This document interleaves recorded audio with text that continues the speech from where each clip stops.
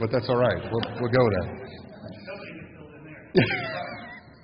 Hey, for those of you that don't know me or have forgotten what I look like because we haven't all been in the same room together without a mask for a while, I'm Scott Cooksey, and I've got the privilege of serving on the vestry. And, one of the things that over this past season that we're emerging from now is I'm just blown away by the remarkable resiliency and community of faith that continues to thrive here at Christ Church.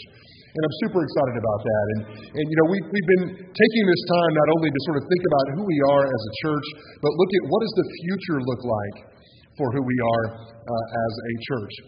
What I didn't realize until I got on the vestry and started swinging by the church a little more often, there are people here doing great things almost every single day. If you can come by any day of the week and find a group of people that are either out back at the farm enjoying a concert, or in our community garden, or maybe with one of the Boy Scout or Girl Scout groups, or AA groups, or any of the other mini groups, story groups, all kinds of great folks that get together and just enjoy the sense of fellowship that happens. But we've got something here that's a real opportunity. And you may recall that in addition to this large space, we have another large space that's attached to this building on the other end. I don't know how to describe that room without using the phrase cacophony of sound. I think that's a biblical term. And as we think about that, we've been looking at some of the improvements, some of these here at the altar, and some other surprises that you may or may not know are coming as well as we continue to just grow and thrive and flourish as a church. But we know that one issue that's been going on for a long time has been the acoustics in the Parish Activity Center.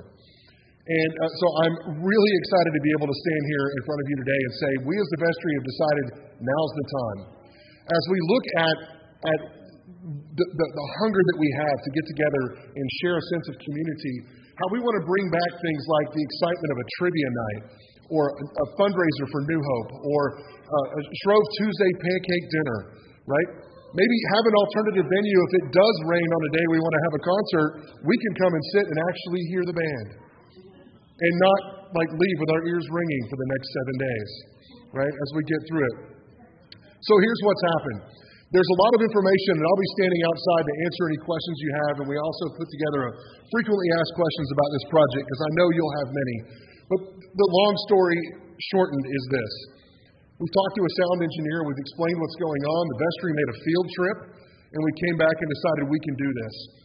We have some funds that are set aside. The vestry is committed to say we can install this project, but we'd love to get the help of the people of the church to help us buy these sound panels that we need to put in the room. We've got about 25 or so baffles that would be hanging from the rafters and about 150 or so that will be attached to the walls. We have all stood in a room with a very similar product applied on the walls, and within 30 seconds, all of us in the room looked at each other and said, this is what we need for our PAC. Now, I'm even more excited to share with you that we have had several people within our community that have already stepped up to the plate. And of the $60,000 we're trying to raise to cover the cost of these panels, we're already halfway home.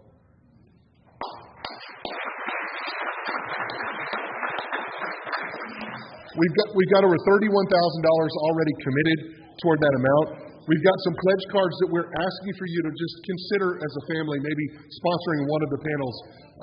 We've got those from the ceiling. We've got some that hang on the wall.